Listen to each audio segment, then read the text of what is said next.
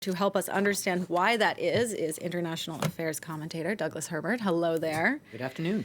Now, Doug, the Arab League kicked Syria out of the club in 2011. Now, this was shortly after Assad began that brutal domestic crackdown on his opponents. So why now? Why is Saudi Arabia poised to invite them back? Yeah, poised being the key word, and invite them back to this Arab League summit next month in May in Riyadh. It's not coming out of nowhere, let's say that. But there is a reason, perhaps, that the Arab League has chosen this moment to hold out the invitation to a man who is notoriously a chemical gasser, a torturer, a mass executioner, and welcoming him in from the cold, so to speak.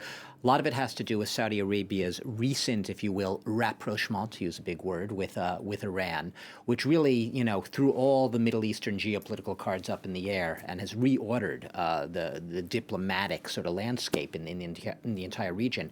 So long as Iran and the chief, the most powerful, most influential state in the region, Saudi Arabia, were at loggerheads, which they have been for years and years and years, until this recent rapprochement. As long as that was the case, and Bashar al-Assad remained a big ally of Iran and its proxies, you were not going to have any sort of easy rapprochement coming together of these Arab nations, of the Gulf states especially, and Bashar al-Assad. But I will just tell you quickly that long before all this happened, in recent years, you've had Tunisia reopening its embassy in 2015 in Damascus. Oman returned its ambassador to Syria in 2020. Jordan dispatched a chargé d'affaires to Syria in 2019.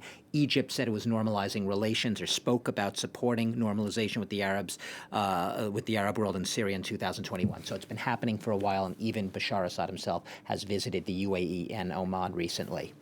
You mentioned just some of Assad's atrocities that he's committed. He's also faced sanctions and pressure from the international community because of this, but somehow he has still clung to power for so long. How is that possible? How is it possible? The long and the short answer is Russia. You don't have to be a rocket scientist to get at the heart of this. No geopolitical analysis is needed. In 2015, Bashar al-Assad, as we reported at the time, looked like he was days away possibly from just imploding, on the verge of collapse.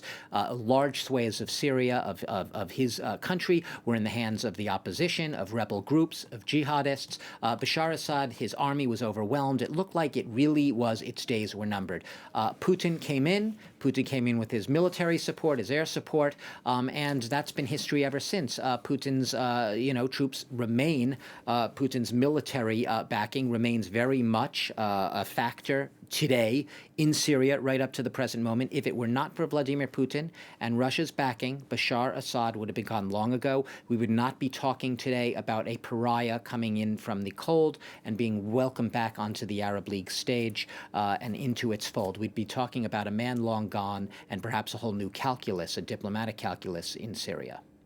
So to you, what do these latest developments signal about Assad's pariah status? I mean, is it possible that the West could be taking a cue from the Arab League soon? I'll give you the same answer that I gave for who's behind Assad's remaining in power, saying it's Russia. That's the long and short answer. The long and short answer to that question is no. There is absolutely no way in the short term and the medium term, I won't talk about the long term, but short or medium term, that the West, the U.S., is going to welcome Assad in from the cold.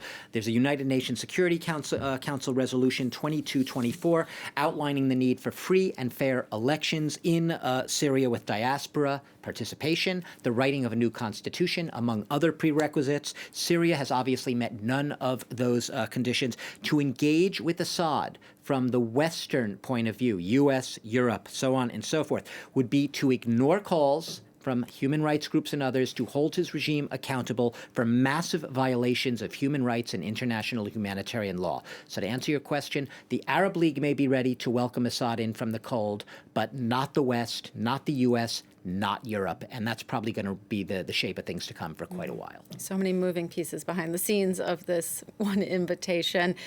International affairs commentator Douglas Herbert, thank you for breaking it all down for us.